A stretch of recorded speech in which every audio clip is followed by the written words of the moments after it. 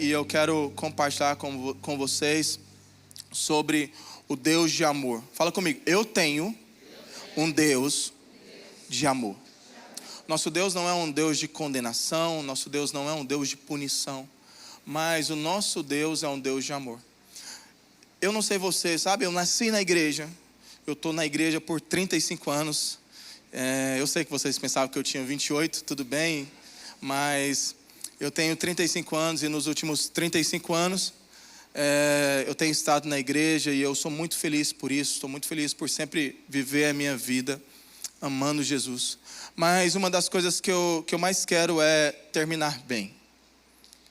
Sabe, eu não quero terminar a minha vida sobrevivendo ao Evangelho. Tá comigo? Eu quero terminar a minha vida amando Jesus. E uma das coisas que eu tenho percebido, eu não tenho ainda, eu não estou com meus 70 anos, mas já tem muito tempo que eu estou na igreja. E eu tenho percebido que muitas pessoas, elas se paralisam no meio do caminho. E eu até entendo, porque não é fácil você caminhar com Jesus. Por vezes vão aparecer diversas circunstâncias. Mas abrindo o meu coração, compartilhando o meu coração com vocês nessa manhã, eu não quero ser um sobrevivente.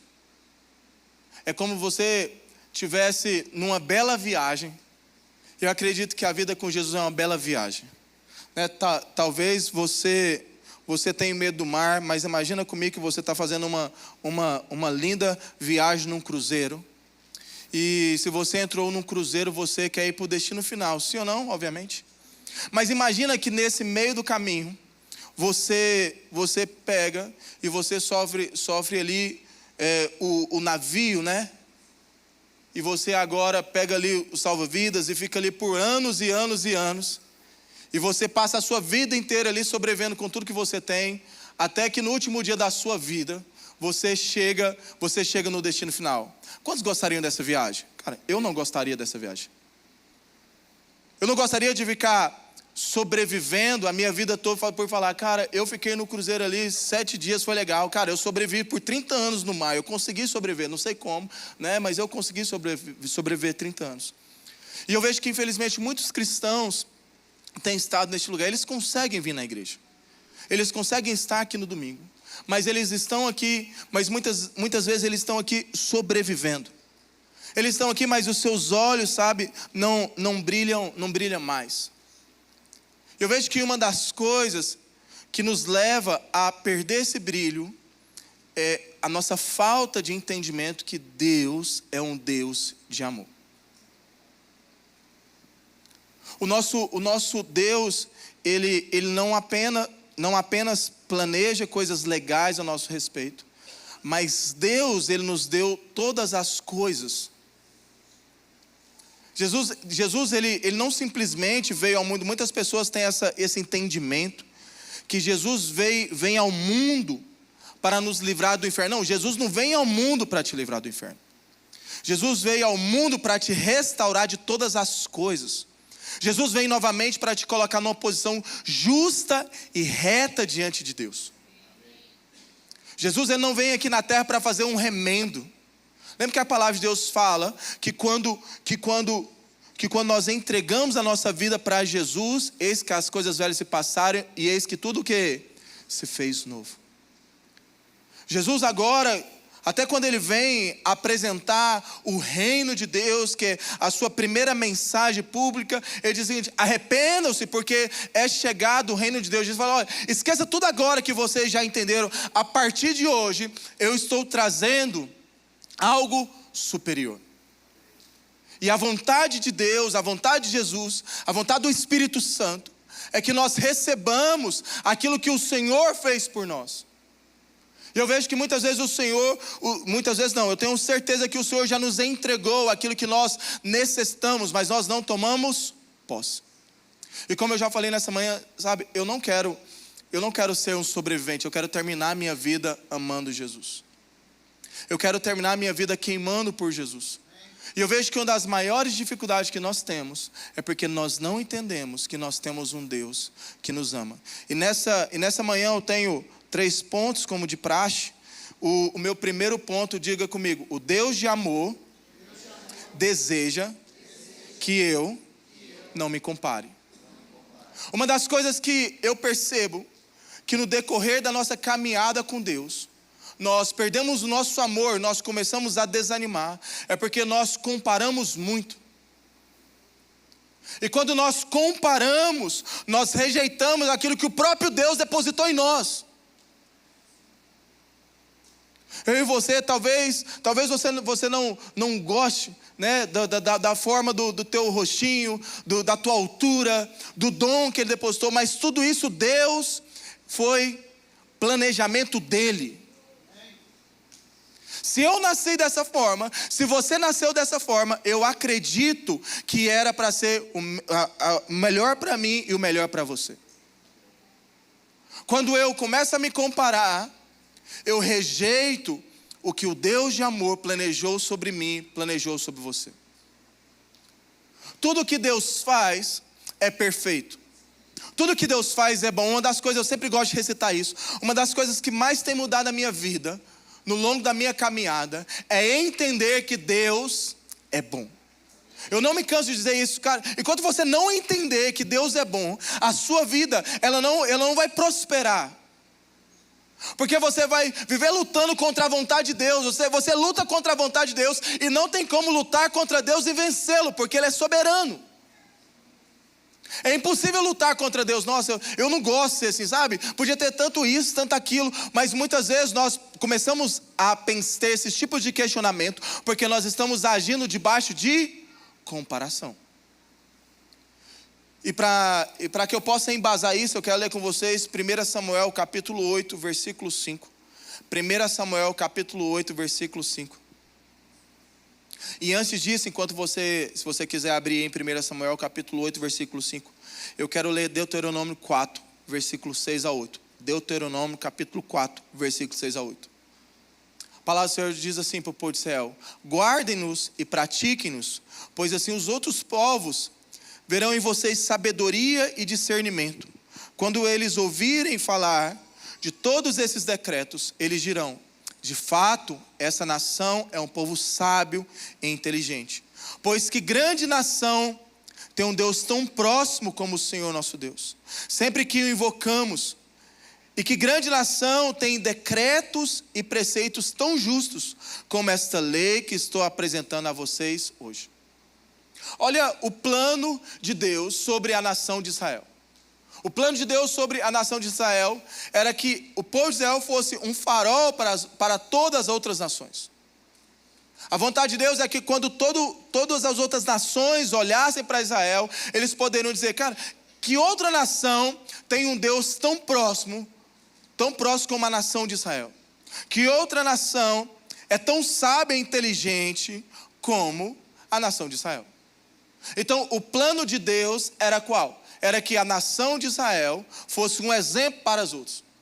Mas aí você vê a nação de Israel, elas conseguiram se perder no meio do caminho, porque em 1 Samuel, capítulo 8, versículo 5, os anciãos de Israel pedem a Samuel um rei. Olha o que a palavra de Deus diz. Eles disseram: veja, você está ficando velho, e os seus filhos não andam mais pelos seus caminhos. Por isso queremos agora que você nos constitua um rei para que nos governe, como acontece com as outras nações.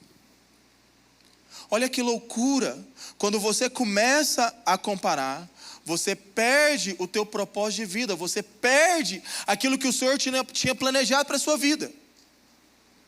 Imagina comigo, Deus tinha feito um plano. Qual que era o plano? Que Israel fosse um farol para as outras nações. Mas agora, a nação de Israel começa a contemplar, começa a comparar com as outras nações. Eu tenho certos fundamentos que eu vou aprendendo ao longo da minha vida. E uma das coisas que eu tenho mais convicção na minha vida é: eu não posso ficar contemplando coisas erradas. Isso é muito óbvio, mas o óbvio precisa ser dito. Nós não podemos ficar comparando coisas que não são da vontade de Deus, nem por mais de um segundo. Se você viu, está errado, seja rápido para se arrepender, até que isso comece a se tornar o quê? Uma verdade em você. A palavra de Deus fala que tudo aquilo que nós contemplamos, nós o quê? Nos tornamos. Então imagina comigo, a nação de Israel era uma nação poderosa.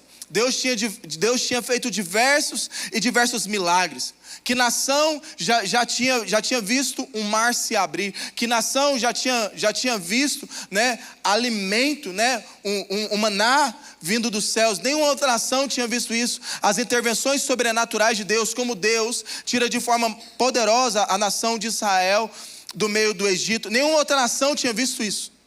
Mas agora a nação de Israel tem um problema. Ela começa a o quê? Se comparar com as outras nações. Porque olha o que os anciões de Israel, eles dizem aqui: nós queremos agora nos constituir um rei para que governe, como acontece aonde? Em outras nações. Um dos nossos maiores problemas que nós desanimamos é começar a nos comparar com o outro.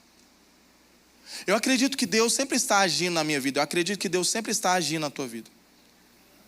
Mas muitas vezes nós começamos a olhar na vida do outro irmão. E isso, sabe o que isso gera? Eu não sei como você está aqui nesta manhã, mas quando você começa, mesmo que Deus tenha feito algo incrível na sua vida, tem feito nos últimos tempos, quando você começa, tá? Eu não estou falando que nós não devemos celebrar, tá? Deixa eu explicar, porque senão vai ficar... Eu não estou falando que você não deve celebrar a vitória dos seus irmãos. Assim como a irmã estava aqui, eu mandei a mensagem para a mãe dela essa semana, quando eu quero encorajar vocês. Mandei mensagem essa semana, falei assim: irmã, vamos no meu GP Grupos comigo essa semana. Seu irmão, eu moro muito longe, está muito complicado pagar Uber, mas eu estou orando para Deus nos dar um carro. E hoje a irmã chegou aqui, antes de nós iniciarmos nosso culto, era 9 horas da manhã, ela serve aqui, e ela falou assim: Lucas, eu estou com o meu carro. Deus sempre está fazendo. Foi terça-feira isso, domingo, né? Que as nossas orações sejam respondidas tão rápida como essa irmã, no nome de Jesus. E muitas vezes, glória a Deus. E você, tudo na sua vida, você tem que partir do ponto da gratidão e não da comparação. Se eu olhar para a vida da minha irmã, ao invés da celebração e partir por ponto da comparação, eu vou me entristecer e vou enfraquecer a minha fé. Deus, eu estou orando por algo tem 2 anos, 3 anos, 5 anos. Eu falei com a mãe da menina terça-feira: Jesus, hoje ela me aparece com um carro. Deus, o Senhor respondeu a oração da menina em 4 dias, é a minha. Deus, Ele nunca vai responder questionamentos. Toda vez que você se questiona, está comigo? Toda vez que você questiona, você está indo para um abismo sem fim. Eu vejo que muitos cristãos, eles não conseguem prosperar, porque a vida deles é feita de questionamento. Algum tempo atrás eu estava ministrando sobre isso, eu estava falando sobre a questão de Maria, né? Maria, ela faz uma pergunta para o anjo, não debaixo da dúvida, mas ela faz uma pergunta para o anjo, como isso aconteceria. Então existe uma grande questão, como o nosso coração se move, se é através de questionamentos, ou é através de entender como Deus deseja operar nas nossas vidas. E nessa manhã eu quero encorajar você a não ser tentado por aquilo que os seus olhos naturais estão vendo. Todos nós vamos ser tentados por aquilo que os nossos olhos naturais estão vendo. A nação de Israel, ela não tinha um rei físico, mas ela tinha um rei aonde? Um rei nos céus.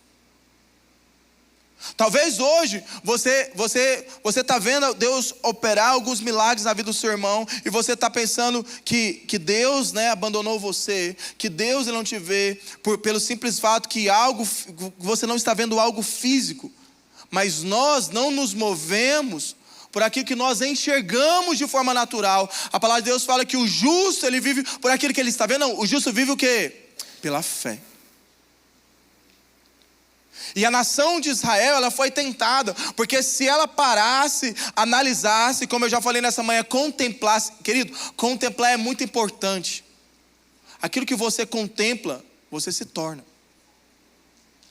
E a nação agora de Israel, a palavra de Deus fala que para a nação de Israel que eles deveriam contar as intervenções sobrenaturais que eles tinham vivido nas gerações, de pai para filho. Eles deveriam contar os milagres que eles tinham vivido. E agora eles deixam de contar, eles esquecem. Nossa, cara, você lembra? Nós não vivemos, mas, cara, os nossos pais, eles viram o mar sendo aberto. Cara, eu já ouviu a história da nossa família, que o Senhor operou milagres. Eles tinham diversos milagres. Mas agora, ao invés deles lembrarem das intervenções sobrenaturais de Deus, eles decidiram ser guiados por aquilo que os seus olhos naturais estavam vendo. E os nossos olhos naturais são um péssimo guia. Porque eles podem nos levar para bem longe de Deus. A oração de Jesus é que seja aqui na terra como é o que? Nos céus. E o povo agora de Israel, eles decidem serem independentes de Deus. Automaticamente eles estão dizendo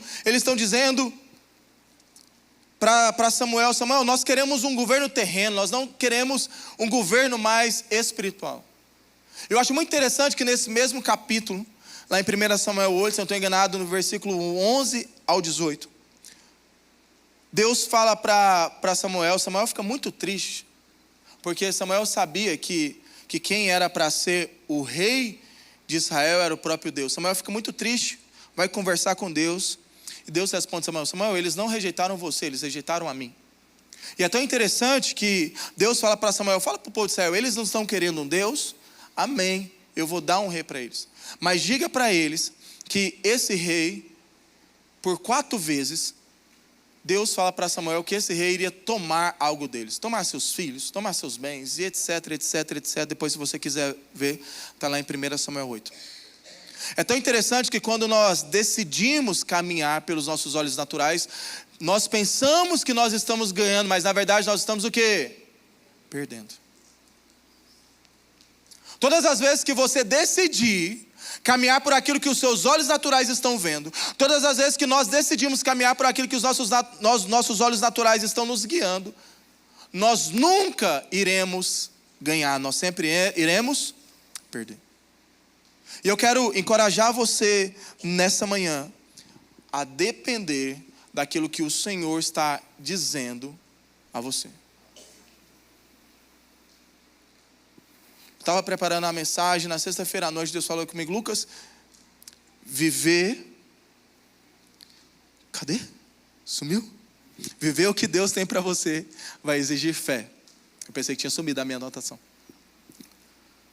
Viver o que Deus tem para mim, viver o que Deus tem para você, irmão, vai exigir fé. Deus, eu já falei sobre isso nessa manhã, Deus ele não responde questionamento, Deus ele responde fé. Onde está isso? A palavra de Deus fala lá em Hebreus 11:6, que Deus ele é galardoador de todos aqueles que o buscam, né? E esse capítulo está falando sobre fé lá em Hebreus 11. Todas as vezes que nós nos movemos por fé, nós somos recompensados. E depender de Deus é algo acima de qualquer situação. Como nessa manhã eu estou falando sobre o Deus de amor, eu quero compartilhar com vocês que Deus, Ele depositou o melhor dEle em mim e depositou o melhor dEle em você. Nessa manhã a minha oração é para que você saia daqui pleno e entender que você não precisa da vida do outro. Que você não precisa da empresa do outro, que você não precisa do filho do outro, que você não precisa do marido do outro, que você não precisa de tudo aquilo que você está vendo no seu próximo. Você, nossa, se eu tivesse isso, eu era feliz. Mas todas as vezes que você diz isso, não é de forma intencional, mas você está dizendo que você não quer o governo de Deus, que você não quer os planos de Deus para a sua vida. Deus te projetou assim. Deus te fez assim. Todas as vezes que você fica chateado com qualquer coisa que acontece na sua vida, você está rejeitando os planos de Deus. Deus nos deu o dom para um propósito de servir uns aos outros. Olha o que a palavra do Senhor nos diz lá em 1 Pedro 4,10. Cada um exerce o dom que recebeu para servir aos outros, administrando fielmente a graça de Deus em suas múltiplas formas. Deus colocou o dom em mim, Deus colocou o dom em você, para nós servirmos uns aos outros, de diversas formas. Deus é um Deus criativo. Meu filho essa semana me pediu para mim mostrar um camaleão para ele, né? Eu não sei, o Ravi gosta de animal, misericórdia. Todo dia pede para ver um animal diferente. Ele estava assim, papai, esse camaleão aqui, como é que ele troca aqui de cor? Eu falei, cara, eu não sei. Já percebeu tanto que o nosso Deus é criativo? Eu não sei se você, né, se você já foi à praia, né? Talvez você pode olhar e falar assim, nossa, legal isso aqui. Gente, não é compreensível, tá comigo? Consegue entender? Você olha assim, cara, como é que tem essas ondas aqui? Esse negócio desce, esse negócio sobe. Então o nosso Deus é um Deus criativo. E eu gosto muito do que a palavra de Deus nos diz lá em Romanos 12, versículo 6 ao versículo 8.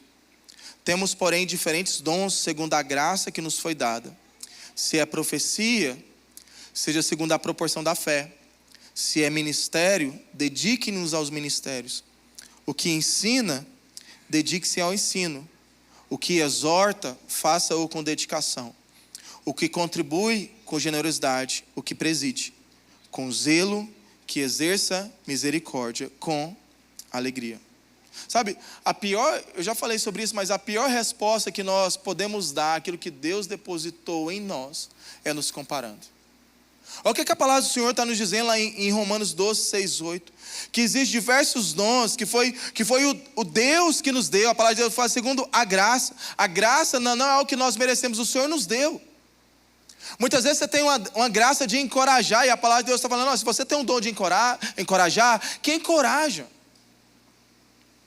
Né? Todo mundo sabe isso. Eu não tenho o dom de louvar, cara. Eu não tenho o dom de cantar. Lá em casa eu não sou permitido nem cantar nos corredores da minha casa. Eu não tenho o dom de cantar. Nem os meus filhinhos de 5 anos deixam eu cantar. Tão bom que eu sou. Mas eu não posso ficar com raiva de Deus, porque eu não tenho o dom de cantar. Deus depositou Deus depositou os seus dons em nós. Nessa manhã eu gostaria de encorajar você a sair daqui pleno com aquilo que Deus depositou na sua vida. Talvez, né, eu estava falando com um rapaz essa semana passada. Esse rapaz é um médico. E ele não está conseguindo permanecer fiel no seu local de trabalho. E eu estava conversando com ele até passou na sua cabeça a mentalidade dele desistir da medicina. Eu falei assim, cara, você está bem? Eu tenho diversas pessoas lá na igreja que o sonho deles é ser médico. Deus te deu a graça, Deus te deu o dom. Você agora já está com o teu diploma. Você agora é um doutor, pela graça de Deus. Você adicionou um doutor no teu nome. Você quer abortar aquilo que Deus planejou para a sua vida. Deus te deu esse dom. Opere debaixo do teu dom e você vai ter o quê? Favor. A nação de Israel, ela viveu por comparação, mas tem na palavra de Deus um grande homem que me ensina muito sobre como não viver debaixo da comparação. Esse homem é João Batista. Talvez se nós estivéssemos vivendo na época de João Batista, nós mesmos iríamos intitular ele de louco. Ele não tinha vestes comuns, ele não comia algo comum. Imagina uma pessoa ficar comendo gafanhoto na tua frente. Uma pessoa que só pregava arrependimento. Mas João Batista, ele não pensou, cara, será que eu sou louco mesmo? João Batista, ele decide ser fiel àquilo que o Senhor depositou na vida dele. João Batista só tinha uma mensagem. Cara, eu estou preparando o caminho e vai vir alguém depois de mim, do qual eu não sou digno nem de desatar as suas sandálias. João Batista só tinha essa mensagem. E talvez a pessoa, cara, você só tem essa mensagem. Você só prega isso.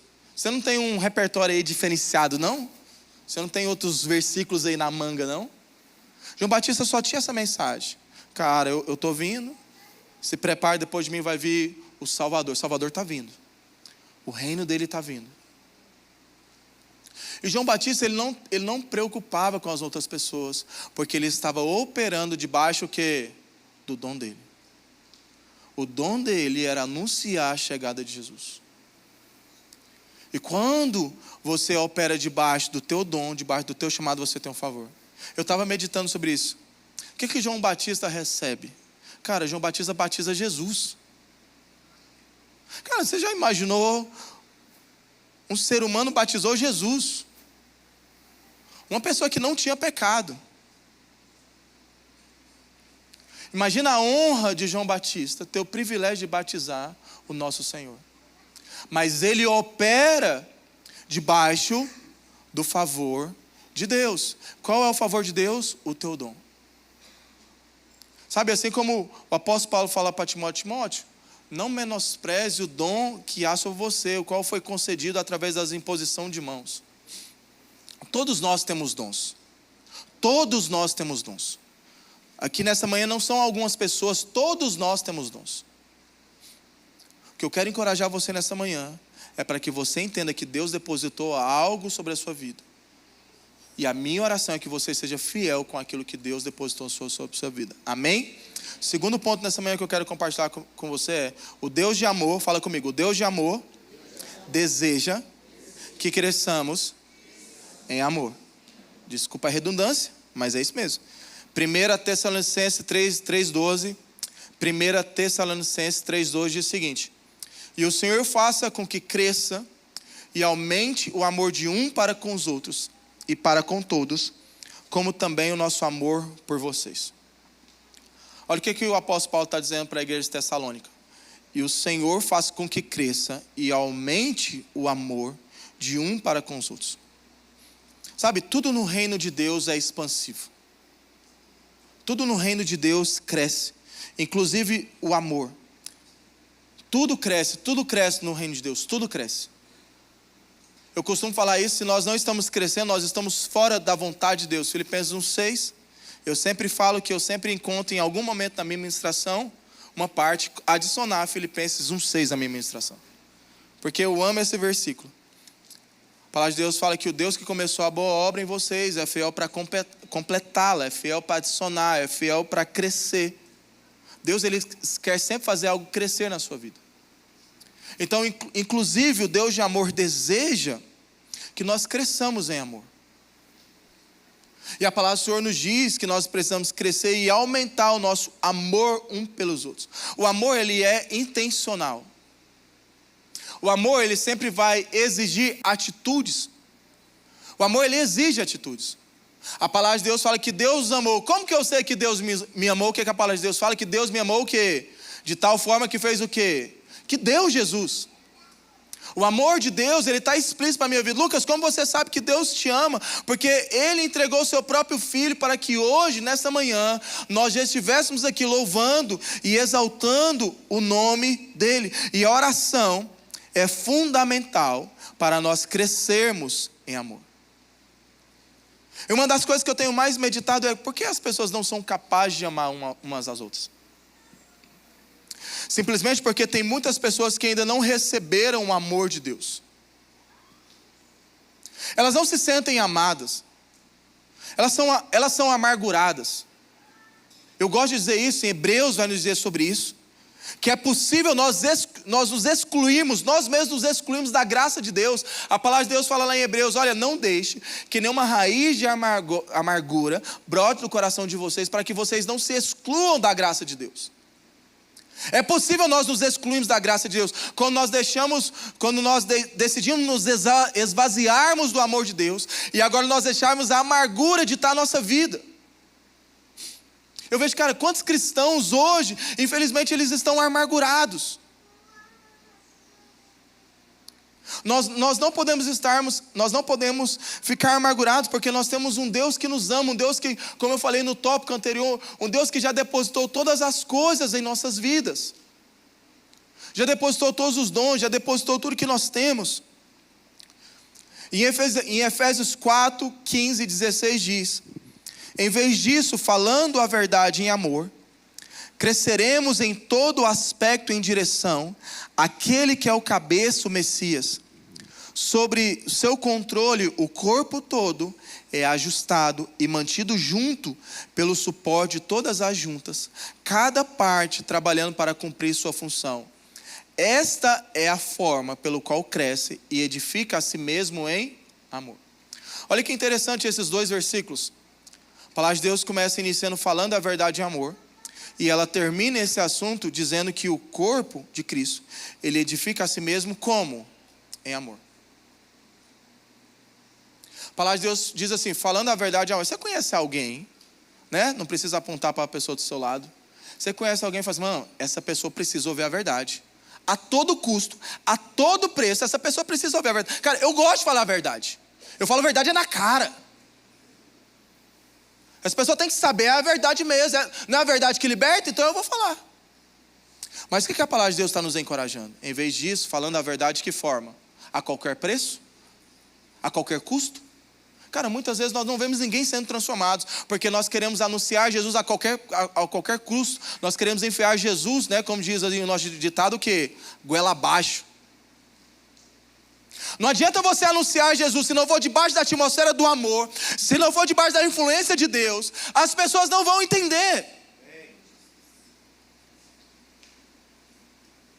Não adianta você pensar, ai cara, eu vou falar para meu pai, eu vou falar para minha mãe, eu vou falar para minha esposa, vou falar para meu patrão. Não adianta essa ansiedade toda. Se você não agir debaixo do amor, você não vai ter o resultado. Porque a palavra do Senhor está falando que nós devemos falar somente em amor, nós devemos falar a verdade em amor, e não somente isso. A palavra de Deus fala que o corpo cresce mediante o quê? O amor. O corpo não cresce mediante a ofensa. O corpo não cresce mediante a fofoca. O corpo não cresce mediante a acusação. Mas o corpo cresce mediante o amor. O amor dissipa todas as coisas. Muitas vezes nós queremos falar a palavra, mas a palavra de Deus, ela precisa ser adicionada à verdade. A nossa fé, como diz o apóstolo Tiago, ela precisa ser adicionada às obras. E as obras, eu não estou falando aqui sobre ser religioso, mas a obra sobre o amor é uma obra. Fala assim, cara, Jesus me encontrou. Eu quero, através da minha vida, poder te demonstrar que o amor dele me encontrou e quero te alcançar também. Isso é uma forma de demonstrar que o amor dele me alcançou.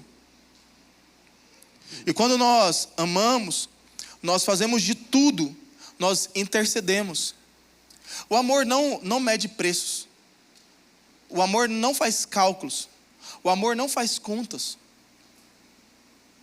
Eu tenho meditado agora, recentemente, nesses últimos 3 meses sobre essa palavra. Eu lembro que eu estava dormindo e eu acordei com essa palavra de 1 Samuel capítulo 8, versículo 5 na minha cabeça. Na verdade eu sonhei. E eu acordei com essa palavra de comparação há uns 3 meses atrás. Eu sonhei e acordei com esse versículo assim. E eu comecei a meditar, já tem uns 3 meses que eu estou meditando nesse versículo. E eu vejo quantas vezes que nós falamos, mas nós não alcançamos aquilo que nós desejamos. Porque nós não fazemos debaixo da atmosfera do amor. Lucas, como eu sei que eu estou agindo em amor? Eu tenho um segredo, eu sei. Sabe por que eu sei? Porque a palavra lá em 1 Coríntios 3 diz que o amor tudo crê, tudo espera, tudo suporta. Se você está falando que ama alguém, mas você não consegue suportar, você não consegue esperar, você não consegue permanecer, eu tenho uma boa notícia para você: você não ama. Porque o amor está atrelado a suportar. Se você abre a sua boca, nossa, eu quero muito, cara, que o meu primo entregue sua vida para Jesus. Mas se você falou para ele uma vez de Jesus e você não deu continuidade, se você não decidiu ser o embaixador do reino de Deus na vida dele, eu quero trazer uma boa notícia para você nessa manhã. Você não ama de fato e não deseja que o seu primo entregue a sua vida para Jesus. Porque o amor, ele é o quê? Perseverante. O amor, ele é insistente. Lucas, como eu sei que Deus é? Porque Deus, ele é insistente. Quantas pessoas já tive aqui na igreja, diversos testemunhos, irmão fala assim, cara, eu não fui encontrado por Deus uma vez não, né? Porque muitas vezes nós damos nosso testemunho, cara, Deus me encontrou e glória a Deus. Tem pessoas que chegam aqui e falam assim, cara, foi necessário 10 encontros com Deus, eu desviava, Deus me puxava, eu desviava, Deus me puxava, eu desviava, Deus enviava até o bebo na rua, falava de Jesus para mim, eu falei, cara, eu tenho que voltar para Jesus. Porque Deus, ele é o quê? Insistente. Por que Deus é insistente? Porque ele o quê? Nos ama, cara. Deus, ele não desiste. O amor não desiste, está comigo? O amor não abandona. Deus fez o homem perfeito lá em Gênesis 1, sim ou não? Quando você vê toda a criação, tudo que Deus começa a criar a partir de Gênesis 1, Deus deposita o melhor no homem. A palavra de Deus diz que façamos o homem a nossa imagem. Quando você lê a partir de Gênesis 1, 2, você vê como Deus fez todas as coisas perfeitas. E o que o homem faz? O homem faz uma coisa boa, mas Adão e Eva faz coisa boa? Não, faz coisa ruim. O que Deus faz? Deus aborta a missão? Não. O que você vê durante todo o Velho Testamento? Você vê um Deus insistente, buscando restaurar o relacionamento dele com o homem. Até que não tem outra saída, até que ele envia quem? Jesus. Mas você vê um Deus que a todo momento é insistente. Eu não sei como está a tua vida hoje, mas não importa como você esteja, Deus, ele sempre vai te procurar. Porque Deus, ele sempre está te desejando te encontrar. E não importa para onde você vai, você nunca vai conseguir fugir do amor dele, porque a palavra de Deus diz, a salmista diz, se eu subir aos mais altos céus, lá o Senhor está, mas se eu fizer o quê? Cara, a minha morada no mais alto abismo, o quê? Deus também está lá. Porque Deus, ele é perseverante. O propósito dele é que todos entreguem a sua vida para Jesus. O amor, ele devolve a dignidade a qualquer pessoa. Se você quer ver alguém restaurado, ame. Se você quer ver alguém sendo transformado, ame. Sabe, a nossa igreja é uma igreja muito amorosa. Eu não sei se você faz parte, ou se você está aqui pela primeira vez. Se você está aqui pela primeira vez, glória a Deus. Minha oração é que você volte.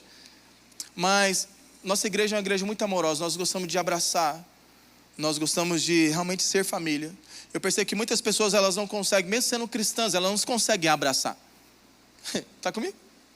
Ela não consegue dar o ósculo santo, como a palavra do Senhor nos admoesta, né, para os assembleanos antigos. Que a palavra de Deus nos exorta para nós saudarmos uns aos outros com um beijo santo.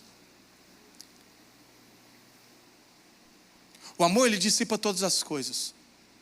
Se você quer ver realmente alguém sendo restaurado, minha oração nessa manhã é que você receba o amor, porque é impossível você dar aquilo que você não tem, cara. É impossível dar aquilo que você não tem. Cara, se você não entender que Deus te ama, se você não entender o Deus de amor, é impossível você oferecer o amor para alguém. A minha oração nessa manhã é que você seja encontrado pelo amor de Deus. A nossa essência é amor, nós somos criados em amor. Outra coisa que eu estava meditando também para nós irmos para o nosso terceiro e último ponto, é que o amor, ele é a fonte de toda pureza. O amor é a fonte de toda pureza. Quando você, não sei se você lembra do dia que você entregou a sua vida para Jesus. Se você é daqui da casa, você já sabe da minha história, que eu entreguei a minha vida para Jesus de forma pública, forçada pela minha avó. Eu tinha nascido na igreja. Eu falei assim, vó, Jesus já mora aqui, eu estou na igreja desde quando eu nasci. Eu falei, não, você precisa ir, a palavra de Deus fala que você precisa. E eu fui lá, entreguei a minha vida para Jesus, empurrado pela minha avó. Glória a Deus pela vida da minha falecida avó. E quando você entrega a sua vida para Jesus, mesmo você entendendo que vai ter dificuldades, os seus primeiros dias, os seus primeiros meses da sua caminhada com Cristo, parece que você não tem dificuldade nenhuma, sim ou não? Cara, não tem dificuldade nenhuma, porque você está amando a Deus. Por isso que eu iniciei a minha ministração nessa manhã dizendo assim, eu quero terminar minha vida amando Jesus, eu não quero ser um sobrevivente. Porque se eu me tornar um sobrevivente, eu vou ser um crente chato. Eu vou ser um crente que vejo muito mais as lutas do que a glória. Eu vou ser um crente que vou ver muito mais prazer nas coisas que eu estou perdendo do que as coisas que eu estou ganhando com Ele. Eu vou ser um crente que eu estou assim, cara, eu estou perdendo muita coisa. Olha só, se eu não estivesse servindo Jesus, eu estou aqui na igreja, eu estou servindo, mas eu estou com desejo, sabe? Eu estou comparando, como nós falamos no nosso primeiro ponto. Porque o amor, ele é a fonte de toda pureza. Cara, você não pensa não, às vezes, nesses dias eu estava pensando, cara, Jesus morreu por mim, glória a Deus. Mas como que Jesus morreu por mim, como a palavra de Deus fala, nós sendo ainda pecadores, e mesmo sabendo que nós iríamos errar novamente? Morrer por uma pessoa que ela nunca mais vai errar, perdoar uma pessoa sabendo que ela nunca mais vai errar com você, glória a Deus. Mas você perdoar uma pessoa que você sabe que ela vai insistir no erro, talvez por algumas vezes, é complicado, sim ou não? E Jesus faz isso por mim, Jesus faz isso por você. Jesus, ele morre na cruz mesmo sabendo que eu e você iríamos falhar outras vezes. Jesus morre porque Jesus, ele não vem de baixo. E eu quero pular para o meu terceiro ponto. Diga assim comigo: o Deus de amor deseja que eu não tenha medo. E eu vou continuar meu raciocínio depois de ler 1 João 4,18. 1 João 4,18 diz: não há medo no amor. Ao contrário, o amor que alcançou o seu objetivo expulsa o medo. Porque o medo é relativo à punição. Quem tem medo não alcançou a maturidade relativa ao amor. Talvez na tua versão não está dizendo isso. Essa aqui foi a primeira vez que eu li na minha Bíblia judaica, há uns 2 meses atrás. Isso me saltou os olhos. Todo mundo sabe esse versículo decorado, que o amor lança fora o quê? Todo medo. Mas na minha Bíblia judaica diz algo muito interessante. Não há medo no amor. O amor que alcançou o seu objetivo expulsa o medo. Vamos lá.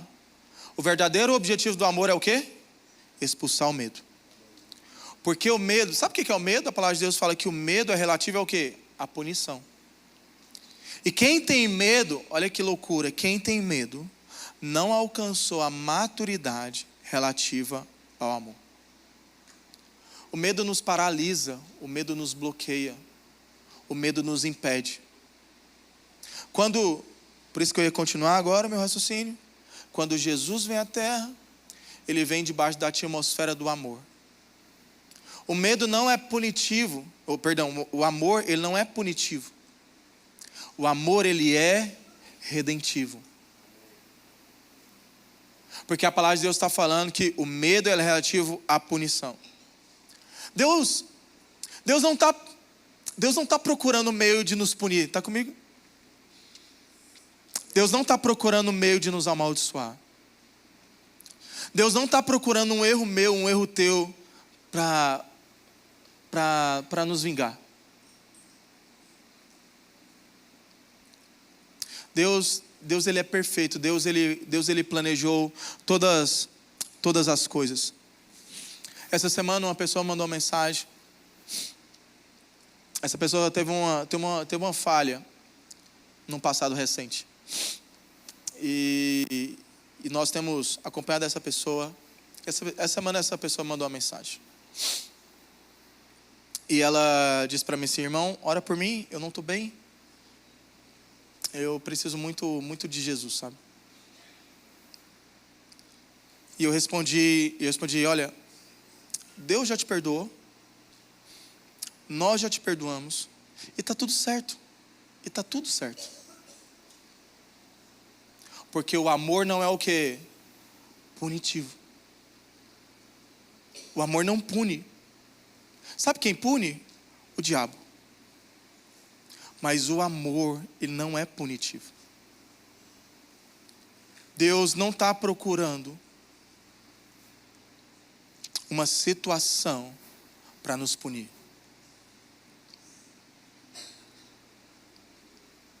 Talvez hoje, nessa manhã, você esteja aqui, talvez você errou, ou talvez você se perdeu no meio do propósito.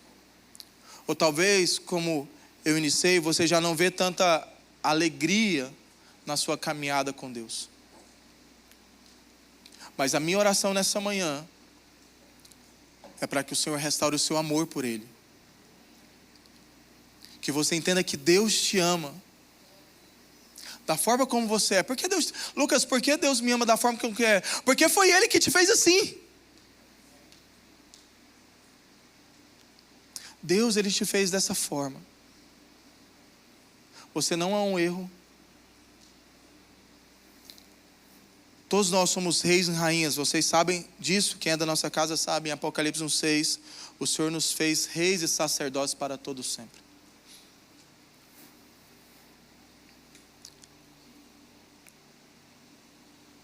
Em Efésios 2, versículo 6 diz o seguinte: e juntamente com Ele nos ressuscitou, e juntamente com Ele nos ressuscitou, e com Ele nos fez assentar nas regiões celestiais em Cristo Jesus. Jesus ele não vem aqui debaixo de uma pena. Deus, Ele não está com pena de mim. Deus, Ele não está com pena de você. Por mais que você esteja com diversos Lucas, eu estou com diversos problemas essa manhã. Lucas, você não sabe como está a minha vida. Lucas, você precisa ter pena de mim. Sabe, eu queria poder compadecer com você, mas Deus, Ele não tem pena de você. Sabe por que Ele não tem pena de você? Porque Jesus já veio à terra, Ele já te restaurou e já te assentou num lugar que está acima de todas as coisas. Talvez essa manhã você está num lugar trancado, e eu não quero menosprezar a tua dor, eu não quero menosprezar as dificuldades, eu não quero menosprezar aquilo que as pessoas já te fizeram, eu não quero menosprezar nada, mas esse lugar que você está, não é o lugar que Deus projetou você. Porque quando Jesus vem à terra, Ele restaura todas as coisas. E não somente restaura, mas te coloca no lugar, o que a palavra nos diz em Efésios 2:6. O lugar que nós estamos assentados nas regiões celestiais. E nós estamos agora acima de qualquer problema, acima de qualquer dificuldade. E nós agora somos vitoriosos, porque o amor dEle nos alcançou. Não foi uma acusação que nos alcançou, mas nós fomos abraçados pelo seu amor. Nós fomos encontrados por esse amor. Eu não sei você, mas eu quero terminar minha vida amando Jesus. Eu não quero ser um sobrevivente. Eu quero ser alguém que meus filhos olhem para mim e digam na minha velhice: meu pai amou Jesus. Meu pai não amou Jesus na sua adolescência. Meu pai não amou Jesus por fases. Eu vi meu pai morrer amando Jesus. Já viu quando você fica mais velho? Hoje, então com meus 35 anos eu já posso ver, graças a Deus, os adolescentes aqui na nossa igreja amando Jesus. Eu não posso olhar para esse menino e falar assim: cara, eu também já fiz isso, mas eu estou morto, velho. Eu não quero olhar para os adolescentes e ficar: isso aí vai passar, mas você vai durar 2 anos, você vai durar 3 anos, e eu estou parado sem amar Jesus. Cara, eu não quero amar Jesus por uma estação da minha vida. Eu quero amar Jesus por toda a minha vida. Eu quero morrer amando Jesus, porque eu sei que Ele me alcançou. E se Ele me alcançou, Ele é digno de tudo que eu tenho. Eu não meço contas. Sabe por que eu não meço contas? Porque Deus, Ele é digno de tudo que eu tenho.